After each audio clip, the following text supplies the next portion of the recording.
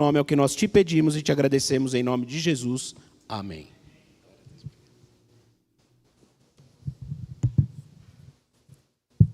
Saúde os irmãos com a paz do Senhor, amém? Grato a Deus por mais essa noite, por mais essa visita. Meu coração se alegra todas as vezes que eu entro por essa porta. E quando eu entro aqui, o filme passa pela minha cabeça. E eu sou grato ao Senhor por fazer parte do que o Senhor tem feito aqui. Desde já eu quero ir para a palavra, para nós não perdermos tempo. Abra a sua Bíblia no livro de Lucas, Dr. Lucas, capítulo 22. Nós vamos ler o verso 31 e 32.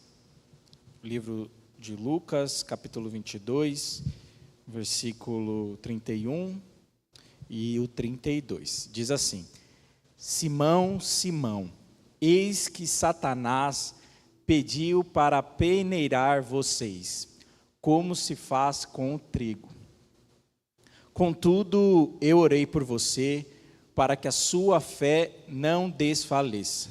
Quando, porém, você se converter, fortaleça os seus irmãos. Amém? Pode tomar seu assento.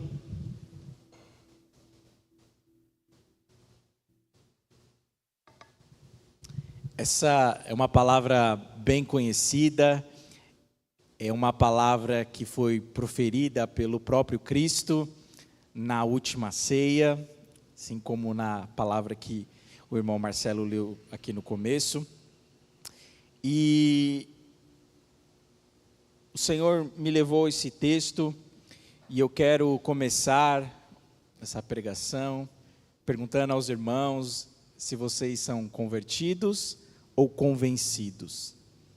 Essa pergunta é importante nós fazermos, é importante nós examinarmos o nosso coração para saber se nós estamos aqui por uma mera questão intelectual, que fomos convencidos do que nós temos que estar aqui no culto, ou se verdadeiramente estamos aqui pela fé, pelo amor, pela graça do Senhor Jesus Cristo. Paulo, quando ele vai falar da Santa Ceia, ele diz: examine-se o homem, pois, a si mesmo. Mas nos últimos tempos nós não temos nos examinado, nós temos nos contemplado. E a verdade é que a contemplação deve ser ao Senhor e o exame às nossas vidas. A diferença de examinar e contemplar é que quando nós nos contemplamos, nós dizemos: como eu fui crente esse mês, como eu fui bom, olha como eu preguei, olha como eu cantei, olha como eu ajudei os pobres nesse mês. Você começa a se contemplar com admiração. Mas não é isso que a Bíblia nos diz. Quando ela diz para nós examinarmos o nosso ser, o nosso interior, está dizendo para nós pegarmos todas as nossas intenções e começar a discernir. Se eu fiquei triste, por que eu fiquei triste? Se eu xinguei o meu irmão, se eu briguei com a minha esposa, quais foram as razões que eu tive esse sentimento ou que eu tive essa atitude? Porque quando você começa a avaliar de onde as suas ações partem, você começa a ver e o Senhor começa a iluminar o que você precisa mudar na sua vida. A verdade é que quando nós pensamos no Evangelho, nós achamos que o Evangelho é como se fosse uma plástica, como se fosse um clube, como se fosse algo que você tem que vir, se vestir igual, falar igual, e aí você vai estar no céu igual a todo mundo. Mas a palavra de Deus não fala sobre adaptação, a palavra de Deus fala sobre transformação.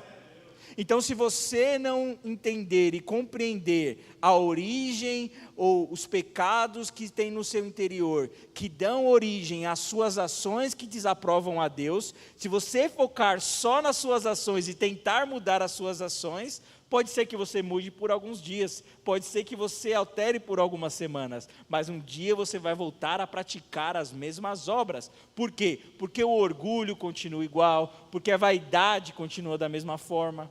Então, quando a Bíblia nos diz para nós examinarmos a nós mesmos, Ele está dizendo para nós avaliarmos as nossas intenções. E não só isso, também é para nós avaliarmos a qualidade da nossa fé. Eu ouvi algo interessante essa semana, e o pregador dizia que a qualidade da nossa vida, ela é igual à qualidade da nossa fé. Mas eu não paro por aí. Eu digo que a qualidade da sua fé depende do quanto você conhece as Escrituras. Porque nós temos um conceito de fé que parte muitas vezes de filmes, de novelas. E nós achamos que fé é nós acreditarmos que algo vai acontecer. Mas, se nós formos ter esse parâmetro, se nós formos avaliar a fé por aquilo que o mundo diz e chama de fé, qualquer pessoa, de qualquer religião, tem a mesma fé que nós. Se nós partirmos disso, qualquer um tem a mesma fé que nós. Mas o que difere um cristão das outras fés, das outras religiões, é que nós nos baseamos em algo. Nós sabemos e nós cremos naquilo que a Bíblia diz que Deus é, que Deus fez e que Deus fará. É interessante que as demais religiões não têm um livro que diz se ela matar uma galinha vai dar tudo certo. A pessoa faz porque disseram para ela que ela tem que fazer, mas ela não tem uma base para justificar e para dizer, segundo tal lugar, segundo tal livro, diz que eu devo fazer assim. Não, a fé dela é vazia, a fé dela é sem estrutura. E se nós não lermos a palavra, e se nós não nos alimentarmos da palavra, eu posso te dizer que a sua fé, mesmo que você esteja aqui, sentado na igreja, se equipara a qualquer outro, de qualquer religião que esteja lá fora. E o que eu gosto, e eu quero começar a nos ambientar nesse texto, é que ele nos alerta sobre algo, sobre a nossa fé. Porque aqui nós estamos falando da última ceia do Senhor. Pelo livro de João, nós sabemos e temos a ideia que Jesus participou de pelo menos 3 Páscoas. Mas é nesse capítulo, se você ler todo esse capítulo, que Jesus vai dizer: eu ansiei muito comer convosco esta Páscoa. Porque aquela Páscoa, essa Páscoa que Lucas está retratando, não era uma Páscoa comum, não era algo corriqueiro, não era mais uma Páscoa, era a Páscoa. Por quê? Porque naquele dia, aquele cordeiro representado em Êxodo, aquela festa que Deus estabeleceu no Êxodo, quando o povo sai do Egito, quando tem a morte dos primogênitos, e Deus fala para colocar o sangue nos umbrais da porta, aquele animal que foi morto, aquele sangue nos umbrais, estava sentado naquela mesa e estava dizendo que aquilo que representava aquele sangue, que aquilo que representava aquele animal que foi morto, estava prestes a acontecer.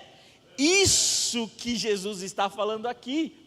O que eu acho lindo e o que eu amo nessa fala de Jesus é que é um Deus eterno que foi preparado desde a fundação do mundo para morrer e dizer: eu ansiei este dia. Jesus ansiou pelo dia que ele morreu por mim e por você. É muito lindo isso. E Jesus, eu leio essa passagem e parece que o coração de Jesus está feliz de estar ali, feliz de estar prestes a cumprir aquilo que o Senhor Deus determinou. Mas se nós continuarmos e olharmos para esse texto, os discípulos não compartilhavam da mesma intensidade e da mesma consciência do que estava acontecendo ali. Irmãos, isso acontece com a gente o tempo todo.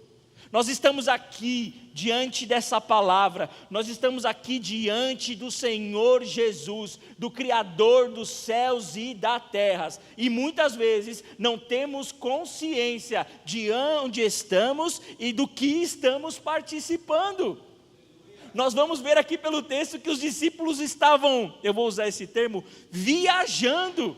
Eles estavam participando de uma mesa importantíssima para a humanidade, que aconteceu uma vez, e Jesus disse isso, aconteceu uma, e com nós acontece todos os meses, mas só vai acontecer de novo com Jesus à mesa, quando Ele voltar. Então o que eles estavam vivendo ali, não era algo comum, não era algo corriqueiro. E muitas vezes nós chegamos à igreja, nós nos relacionamos como igreja, nós vemos milagres, nós ouvimos palavras, mas não damos valor àquilo que está sentado, à mesa que nós estamos participando. Isso se chama reverência. Nós devemos ter reverência diante do Senhor, porque o nosso Deus não aceita irreverência. Irreverência é não considerar aquilo que está exposto diante de nós. E o que está exposto diante de nós é algo perfeito, é algo lindo, é algo santo, que é o próprio Deus. Então nós precisamos, a partir desse texto, começar a considerar algumas coisas, para nós não sermos irreverentes, como Caim foi, e prestou um culto ao Deus que não foi aceito. Muitas vezes nosso culto não é aceito, irmãos.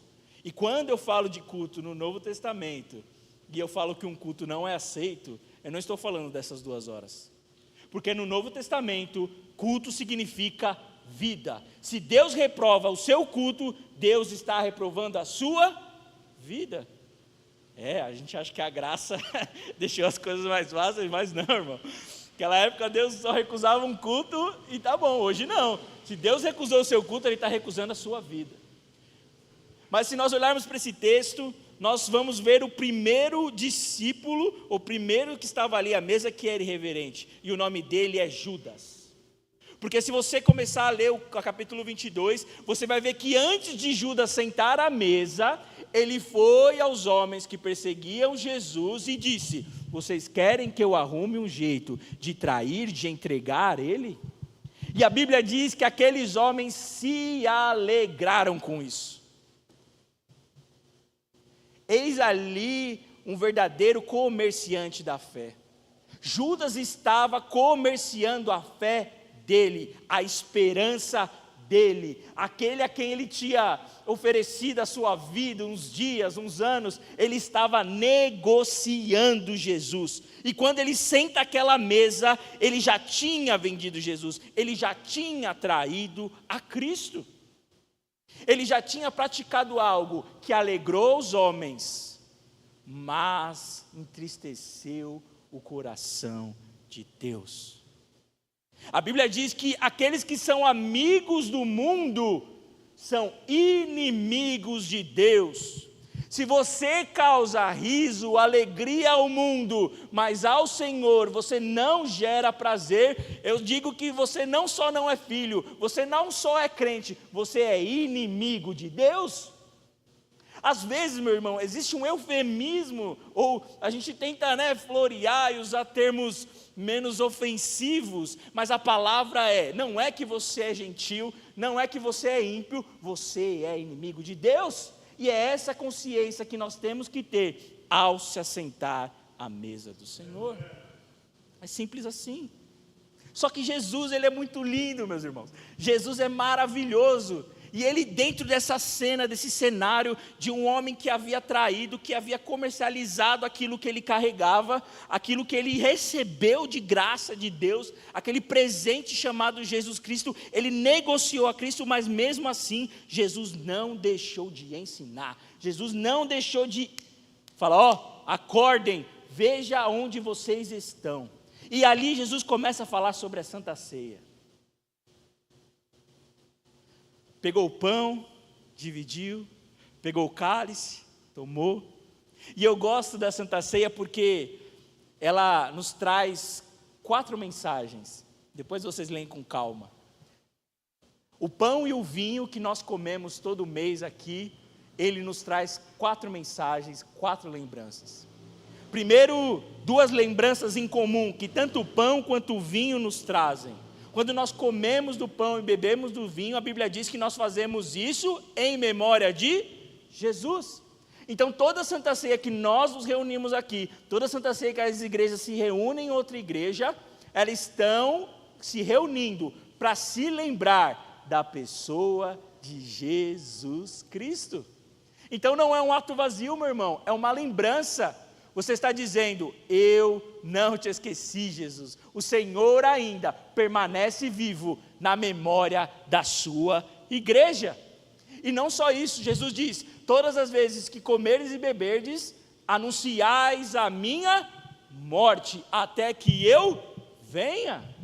Ou seja, a Santa Ceia, meus irmãos, é um anúncio da morte de Jesus Cristo, e não só a morte, mas a ressurreição, porque se Ele morreu, e Ele disse que vai voltar, é porque nós cremos que Ele ressuscitou.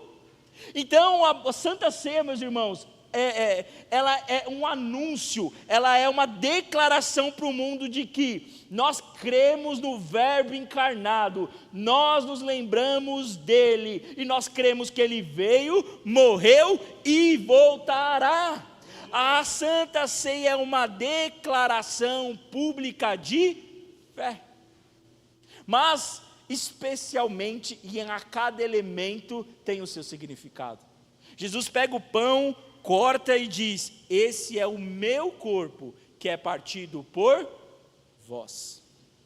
Jesus está dizendo assim: você vai ter acesso a Deus, você vai ser filho de Deus, porque o meu corpo vai ser oferecido como sacrifício pelos seus pecados. E o que eu gosto na Santa Ceia, Cacá, é que cada um recebe a mesma porção. Muitas vezes nós achamos que somos melhores, eu quero o bocado maior, eu quero o bocado molhado.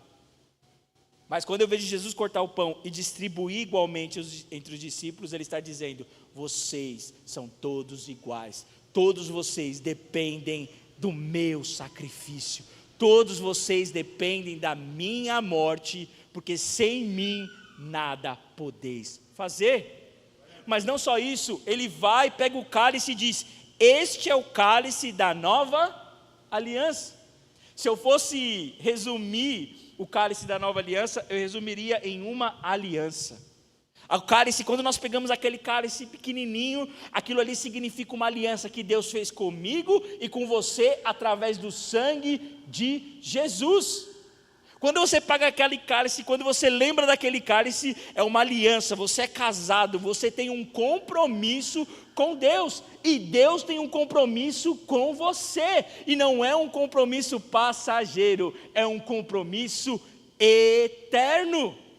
Então quando nós bebemos do cálice, é como se a gente estivesse falando: ó Senhor, a minha aliança continua no meu dedo.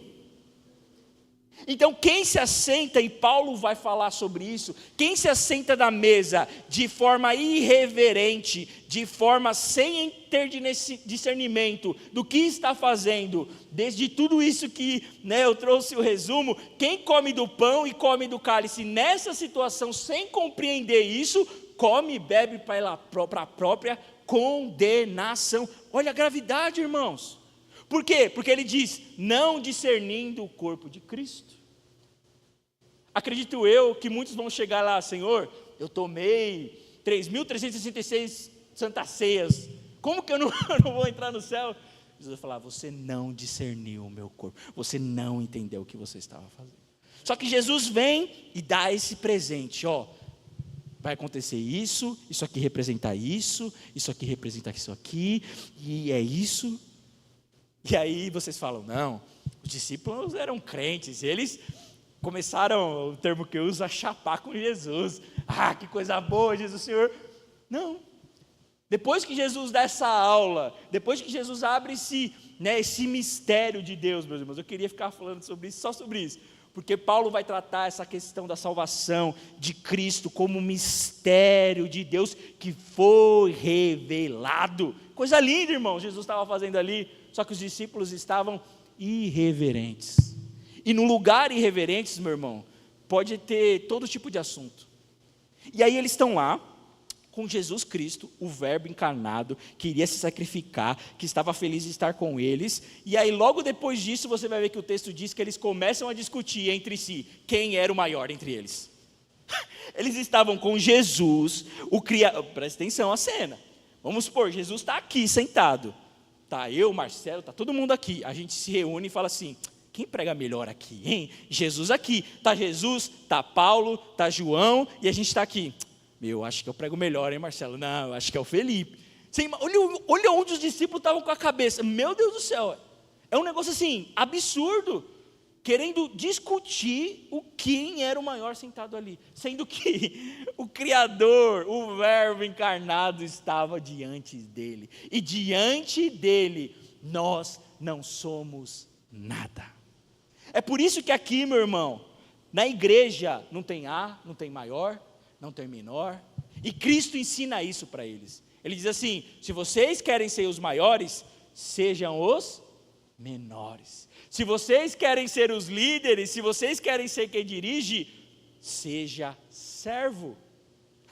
Jesus dá um nó na cabeça deles, diz assim: a forma que vocês veem poder, a forma que vocês veem autoridade no mundo, não será assim convosco.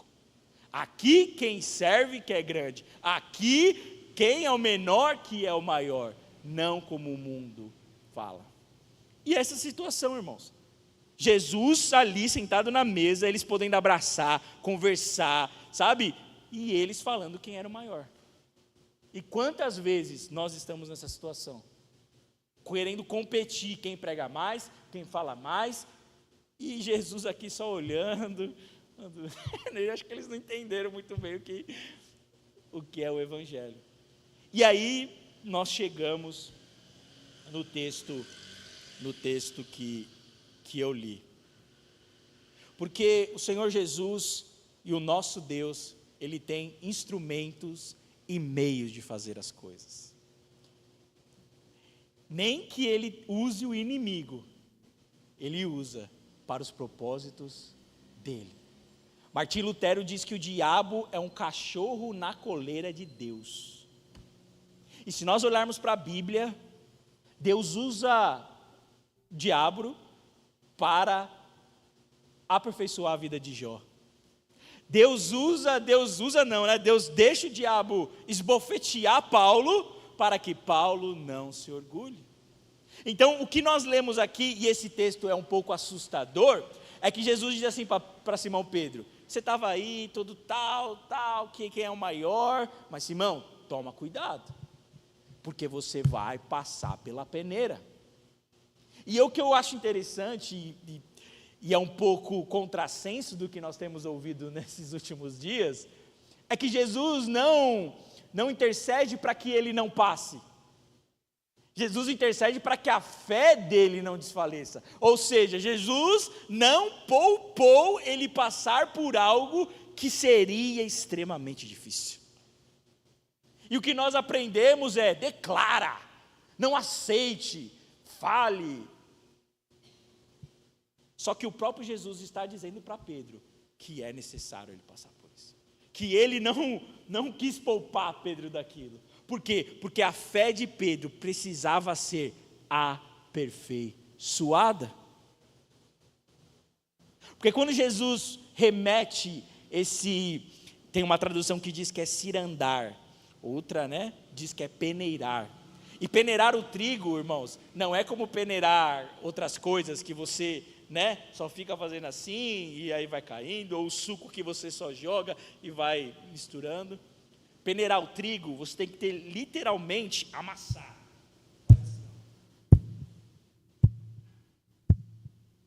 E aí conforme você vai amassando, a casca dele vai ficando em cima e a semente dele cai no chão. Então o que Jesus estava falando para Pedro é: Pedro, o diabo vai te pegar e vai, é pancada, irmão, não é coisinha de meia, não é assim, é brabo o negócio. E aí a gente olha, fala: Deus, é um pouco assustador, para mim foi também assustador. Mas é a palavra que está dizendo, irmãos, não sou eu não estou inventando história, vocês acabaram de ler comigo. Jesus disse: o diabo vai te peneirar, Simão. Então fique esperto. Fique esperto. E aí, se a gente continua na história, nós podemos deslumbrar o que foi esse peneirar. Se nós, agora como um filme, sabe aquele filme que agora ele vai e foca em um personagem? Se a gente agora pegar, a gente vai pegar, pegue somente, foca em Pedro. Depois que Jesus termina a Santa Ceia, como o Marcelo leu, eles louvam e vão para o Getsêmani. Lá no Getsêmani, Jesus ora: Pai, se for possível, afasta de mim esse cálice. Ele volta, os discípulos estão dormindo. Ele volta a orar: Pai, se não é possível que passe esse cálice sem que eu beba, que seja feita a sua vontade. Quando ele volta, estão procurando ele para prender, prendem Jesus. Bom. E aí o que acontece? A fé de Pedro começa a ser peneirada. Porque os historiadores e pelas escrituras nós conseguimos perceber que os discípulos esperavam um Cristo governador, um Cristo que chegaria e aconteceria. Então quando Pedro vê Cristo sendo preso ali, ele fala: peraí, eu preciso proteger ele. Ele tira a espada, cheio da razão, e diz, talvez na mente dele, né? Vou para cima e Jesus vai vir comigo, e os anjos vão vir e a gente vai dominar tudo. Vem, na hora que ele corta a orelha, Jesus... Peraí, a sua fé está errada. Você não entendeu o que eu te falei. É a primeira peneirada. Imagina o susto, irmãos. Ele com a melhor boa consciência. E aqui vai uma aplicação, vamos dizer assim. Deus não se importa com a sua boa intenção. Deus se importa com a palavra dele. Deus zela pela palavra. Deus não está... Deus vê o coração. Vê, irmão. Ele vê, o coração é mau. Jesus disse assim: as coisas ruins que vocês fazem, saem do coração de vocês. A Bíblia diz que o coração do homem é enganoso. Quem o entenderá? Quem o discernirá? Então essa história, meu coração, Deus conhece, e é mau, irmão, e é mau. É por isso que Ele nos deu a sua palavra, e é a sua palavra que o salmista diz: ela que é lâmpada para os meus pés e luz para o meu caminho. Não é o meu e o seu coração, irmão, não é o meu e o seu achar que tornam as coisas boas ou ruins. E Deus não vem e diz assim: mas eu vi seu coração, você está com boa intenção, eu vou deixar passar. Não, quando Caim não fez as coisas como Deus determinou, ele disse: Caim, se fizeres bem, serás aceito. E o que é fazer bem, irmãos? É fazer conforme a palavra de Deus. Só que Pedro estava criando um Jesus da cabeça dele. Pedro estava criando um Jesus que ele esperava que Jesus fosse aquilo. Ele esperava um Jesus com uma espada que saísse matando todo mundo. Só que Jesus vem e diz: Pedro, você começou errado. E aí, Jesus vai preso. E a Bíblia diz, e isso aqui é muito forte: e muitas vezes, quando a nossa fé é colocada em prova, quando a nossa fé é moída, o que nós fazemos? Começamos a seguir Jesus de longe. E a Bíblia diz que quando Jesus é levado, Pedro começa a seguir ele de longe. Por quê? Porque Pedro estava com medo. Porque Pedro sabia que se ele estivesse próximo, ele também poderia morrer, ele também poderia ser levado. Então o que ele faz? Ele começa a seguir Jesus de longe. E às vezes nós passamos por coisas na vida, a nossa fé é colocada em prova, e aí nós, não quero mais Deus, não quero mais para a igreja, não quero mais fazer. Começamos a seguir Deus de longe. E é interessante que a gente fala: não quero mais, não faço mais, só que a gente está lá na live, a gente está lá de longe. Tá? Por quê? Porque no nosso íntimo, na nossa fé ali, você está falando assim: peraí, mas eu vi ele fazendo milagre, eu sei o que ele fez, então eu vou ficar aqui, Cacá, só olhando de longe. Se acontecer alguma coisa, de repente está levando ele preso, os anjos vêm, eu já chego, né, junto. Não entendeu o que Jesus havia ensinado para ele. E assim é a nossa fé, irmão. E aí começamos a seguir Jesus de longe. E aí nos deparamos com uma roda. A Bíblia diz que quando Jesus é levado para a casa do sumo sacerdote, para a casa da corrupção. Porque naquela época, irmãos, você vai ler aqui no Novo Testamento que haviam 2 sacerdotes. E isso você não vai encontrar no Antigo Testamento, porque Deus determinou um sumo sacerdote só. Mas naquela época o sinédrio estava tão corrupto que eles tiraram Anás, que era o sumo sacerdote, e por uma questão política os romanos colocaram Caifás. Então quando você vê filme, leitura, sempre você vai ver esses dos sumos sacerdotes, mas não foi Deus que determinou assim. Então ali, desses 2 sumos sacerdotes, Caifás, Anás, eles representavam a corrupção do sacerdócio daquela época. E Jesus é levado para dentro daquilo, e Pedro não quer seguir ele ali, não, ali eu não vou, ali é perigoso, ali o negócio fica estreito. O que ele faz? Encontra uma roda.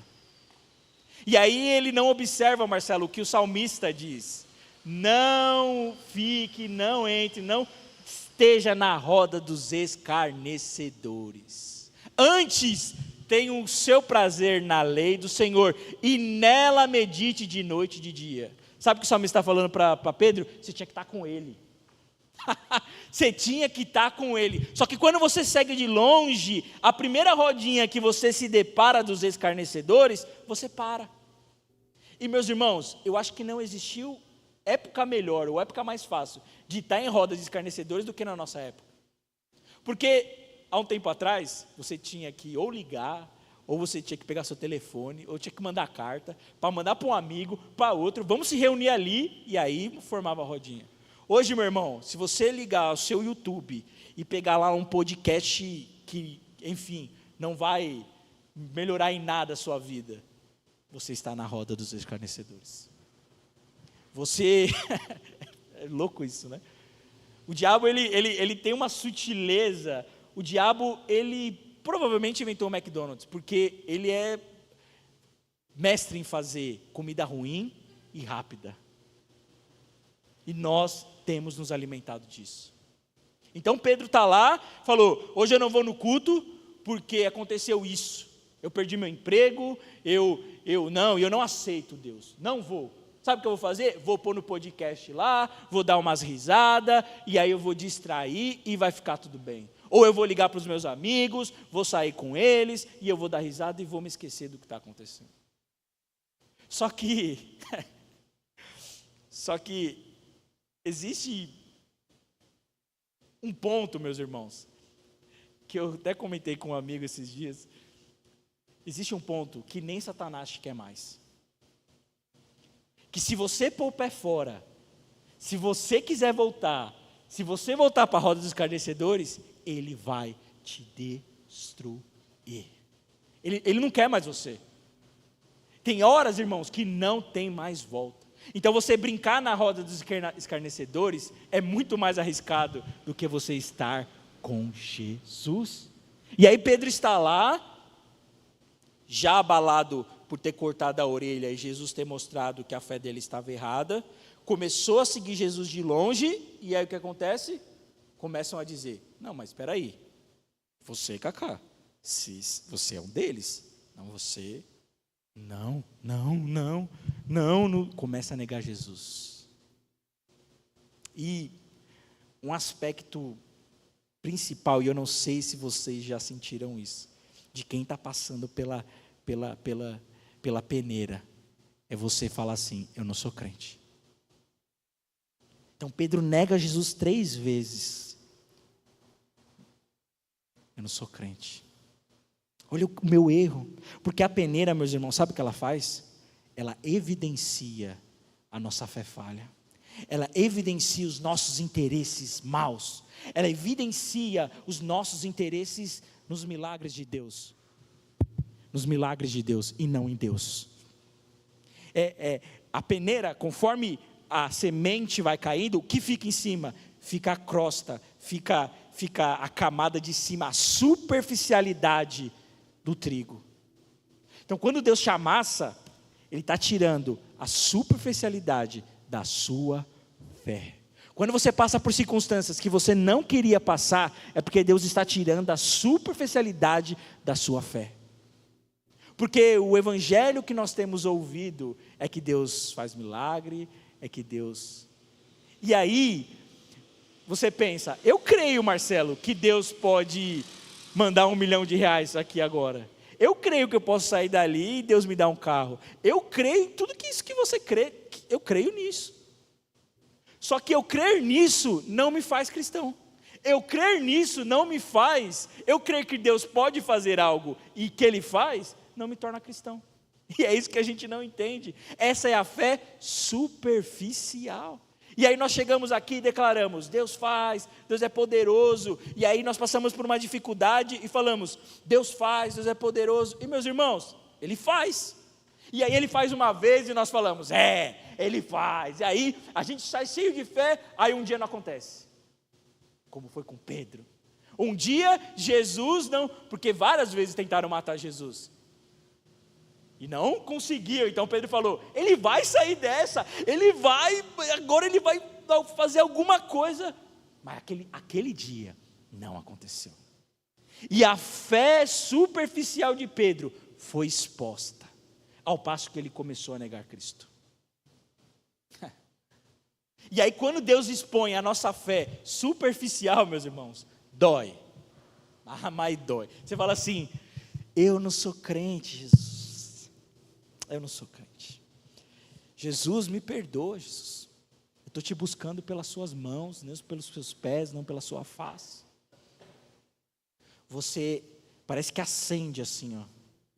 E aí você se sente longe da sua fé. Você se sente longe da fé. Mas o que o Senhor Jesus veio dizer e nos chamou aqui nesta noite, é que logo após Pedro negar Ele pela terceira vez, a Bíblia diz que os olhos de Jesus fitou em Pedro.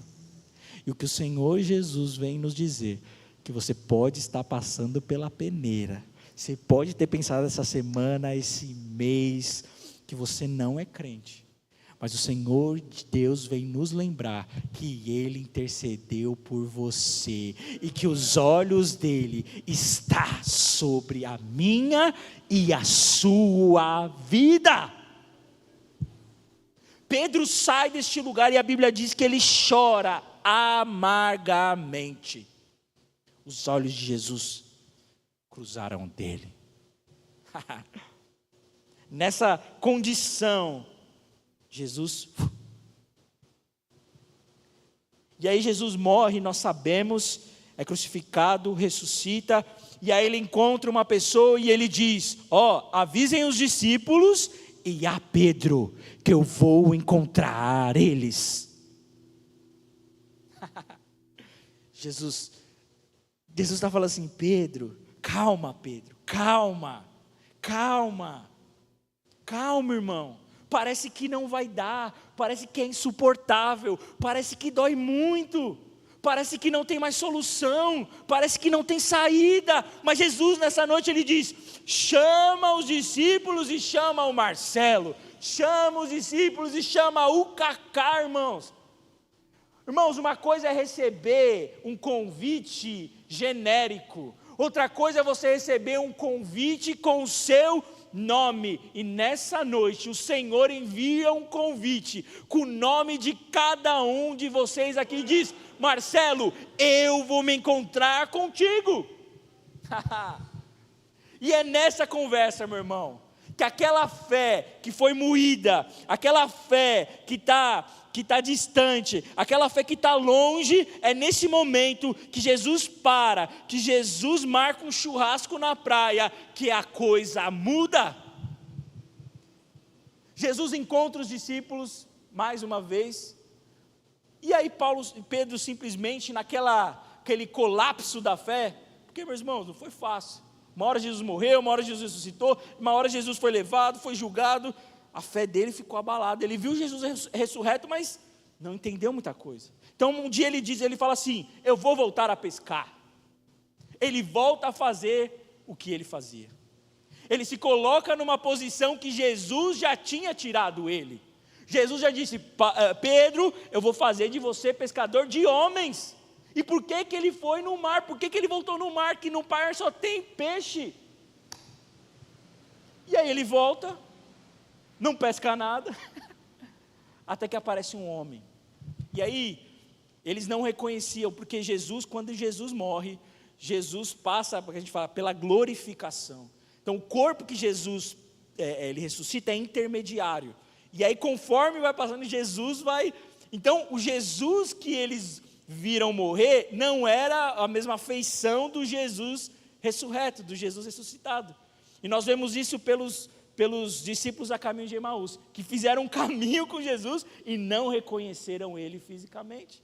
Então eles enxergam um homem na praia, eles não sabem muito bem quem é, e aí esse homem diz: joguem do lado direito a rede. Eles jogam e acontece tudo de novo. Ele puxa, e aí quando ele puxa, ele diz: é Jesus.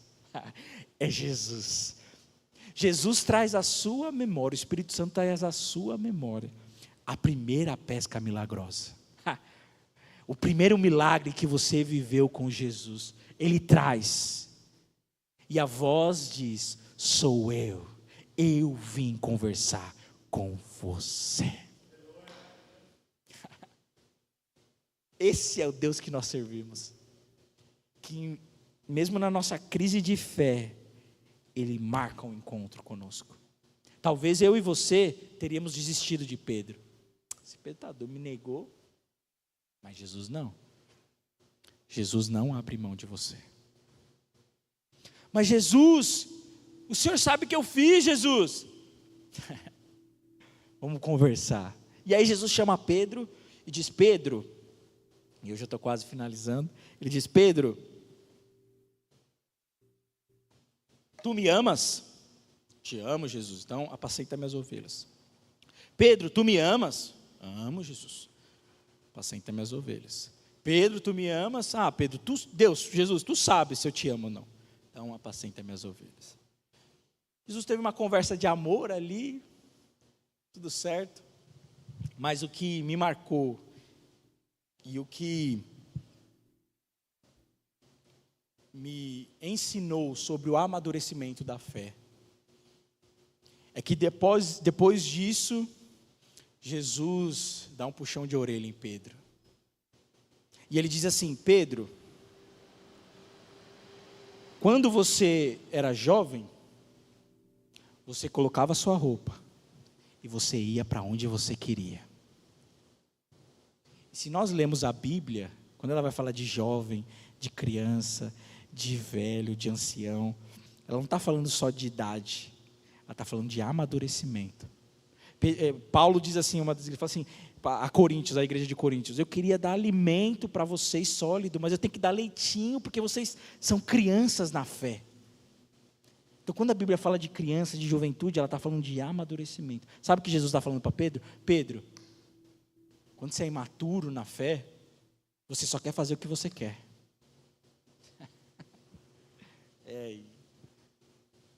Eu falei: Jesus.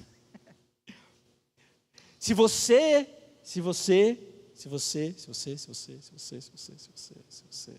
só está fazendo o que você quer, é porque você é imaturo na fé. Se você não se vê em situações que você fala: Jesus, eu não queria estar aqui. Jesus, eu não queria fazer isso. Se você não passa por essa situação, é porque você ainda é jovem, que põe a sua roupa e vai para onde você quer. Você não atingiu, você não passou pela peneira da fé. E a notícia que eu te tenho é, se você é jovem e ainda não passou, Simão, Simão, você vai passar. Agora, se você está sentindo isso, o que o Senhor vem nos lembrar, se você está passando pela peneira, se está doendo, se você se sente distante, se você se sente... Ele te chamou para uma conversa para dizer: eu estou amadurecendo a sua fé. Porque Pedro, e aí Jesus continua, porque Pedro, vai chegar um dia que você só vai estender a sua mão, vão colocar a roupa em você e vão te levar para lugares que você não quer ir. E aí, Lucas dá que diz que Jesus estava fazendo referência à morte, a forma que ele iria morrer. A verdadeira fé, meus irmãos, ela é aquela que, um dos aspectos, vamos dizer, da fé, porque a fé não tem como nós classificarmos ela como uma coisa só, mas um dos aspectos fundamentais da fé é a permanência. É você não se abalar. Porque nós temos uma concepção de fé, a gente só se apoia naquela passagem que Jesus diz, né? A esse monte, vai para lá e vai para cá. E aí nós falamos, viu como a fé, você pode fazer tudo o que você quiser. E amém, a fé em Deus, ela é poderosa. Mas se nós olharmos por outra perspectiva e pensar assim, se a fé como um grão de mostarda é capaz de mover um monte, o que uma fé como um grão de mostarda verdadeira, baseada na palavra de Deus, não é capaz de fazer que eu suporte? A fé, meus irmãos, faz você aguentar o que os apóstolos aguentaram. Os apóstolos morreram crucificado de cabeça para baixo, decapitado. Paulo, a Bíblia diz que foi preso, e aí quando ele estava preso, ele não estava, Glauco, profetizando, Senhor, quebre as cadeias, Senhor, manda um anjo. Não, a Bíblia diz que ele estava orando e cantando, e enquanto ele adorava, enquanto ele cantava, a Bíblia diz que as cadeias se estremeceram.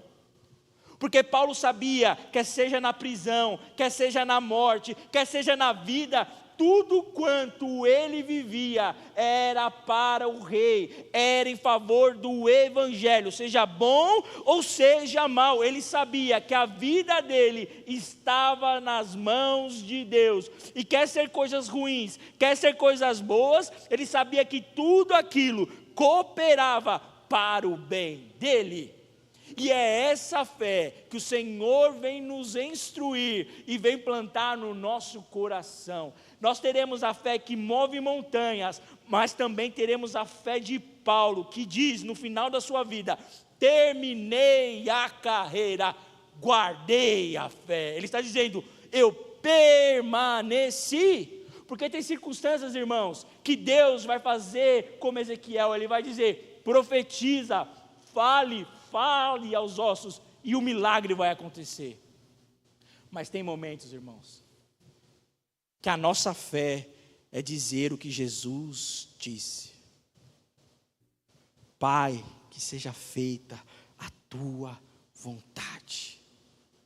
Às vezes, meu irmão, a resposta para a sua oração, a Bíblia diz que Paulo orou por 3 vezes.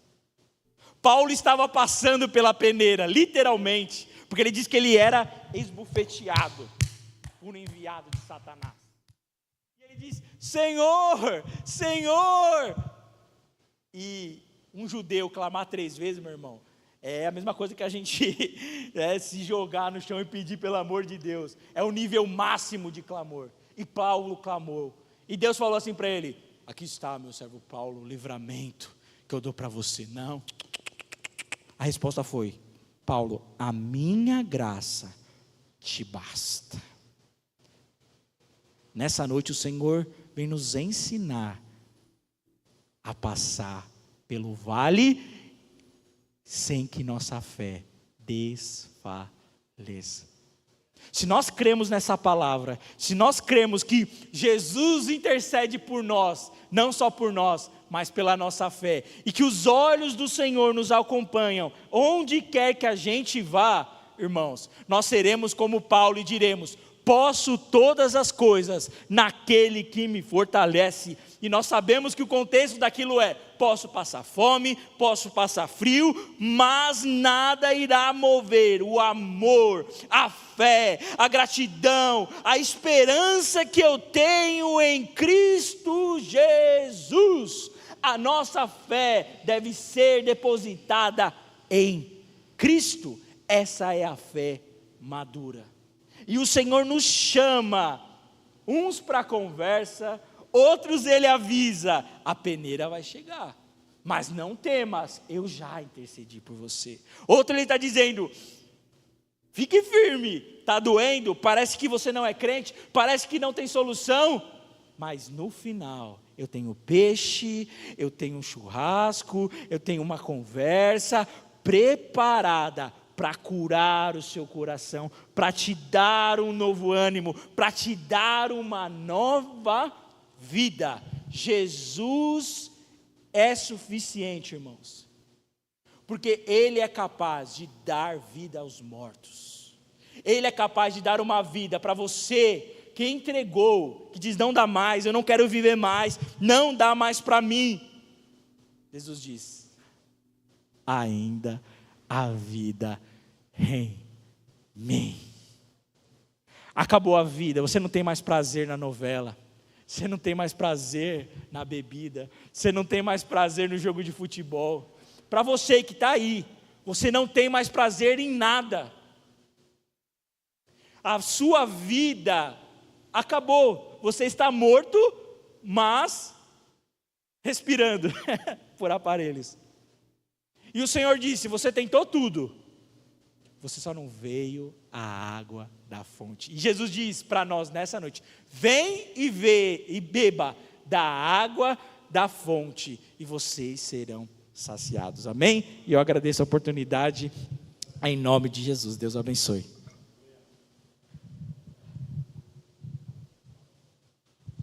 Glória a Deus, irmão. As palmas louvam ao Senhor, amém? Louvado o nome do Senhor Jesus. Vamos colocar de pé, irmãos. Eu estou sendo peneirado, irmão. Pergunta aí para o seu irmão, ele está sendo peneirado? Não é fácil, não. Vamos orar ao Senhor. Querido Deus, amado Pai, Senhor, obrigado a Jesus por este momento, Pai. Obrigado pela Tua palavra, Deus. Obrigada por sangrar o nosso coração e nos fazer enxergar aquilo que é necessário para as nossas vidas, Deus. Continua fazendo a Tua diferença, Pai. Continua operando os Teus sinais e movendo os nossos corações de encontro ao Teu querer e ao Teu realizar, Pai. É o que nós te pedimos e desde já te agradecemos em nome de Jesus. Que o grande amor de Deus, a graça do nosso Senhor Jesus Cristo e as eternas consolações do Espírito Santo estejam conosco até ao retorno de Jesus. Todos dizem amém.